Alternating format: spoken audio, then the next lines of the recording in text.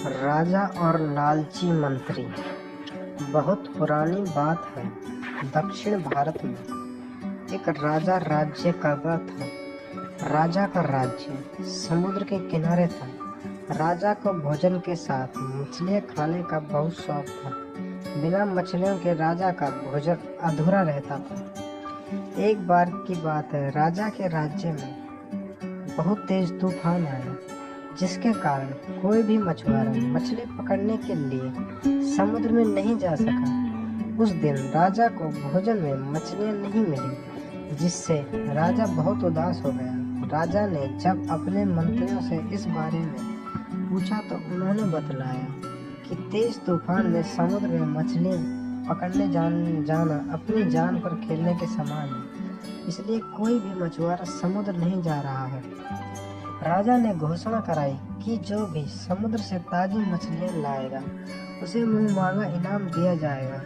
राजा की घोषणा सुनकर मछुआरे के मन में लालच तो आया, किंतु कोई भी मछुआरा अपनी जान जोखिम में नहीं डालने के लिए तैयार नहीं हुआ।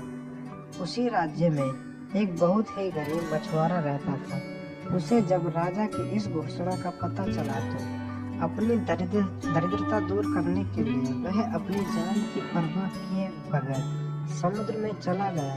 समुद्र में उसने जाल फेंका, जिसमें कई बड़ी बड़ी मछलियां फंस गईं। मछुआरा मछलियां लेकर राजा के महल पहुंचा, किंतु राजा के सैनिक ने उससे महल में नहीं घुसने दिया।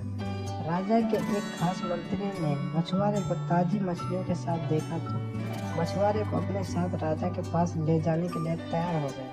मंत्री जानता था कि राजा मछलियां देखकर बहुत अधिक प्रसन्न होगा और इसके बदले मछुआरे को बहुत सारा धन देगा। इसलिए मछुआरे के समक्ष एक शर्त रखी कि जो भी इनाम मिलेगा उसका आधा हिस्सा मंत्री अपने पास रखेगा।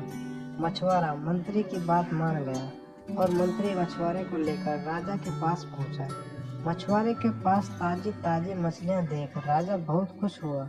राजा ने मछुआरे को मुंह मांगा इनाम मांगने के लिए कहा। मछुआरा राजा से हाथ जोड़कर बोला, महाराज मुझे 20 कोड़े मारे जाए।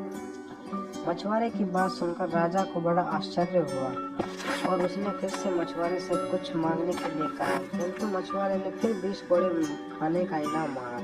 राजा ने अपने सैनिकों को बुलाया और मछुआरे को 20 कोड़े मारने का आदेश दिया। सैनिकों ने मछुआरे को कोड़े मारना शुरू किए। 10 कोड़े खाने के बाद मछुआरा राजा से बोला, महाराज मुझे आप जो भी इनाम देंगे उसका आधा हिस्सा मुझे मेरे हिस्सेदार को देना पड़ेगा, इसलिए बाकी के 10 कोड़े मेरे हिस्सेदार को दे दिए जाएं।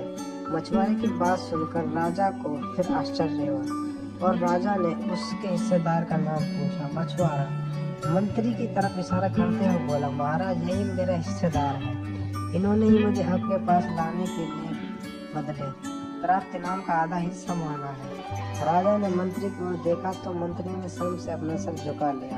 राजा ने आदेश दिया कि बाकी 10 कोड़े मछुआरे के हिस्सेदार को मारे जाए।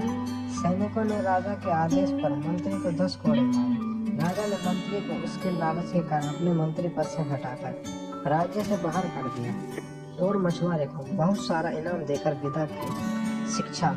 राजा और लालची मंत्री की कहानी से हमें शिक्षा मिलती है कि लालच में आकर कभी भी किसी को अनावश्यक रूप से परेशान नहीं करना चाहिए।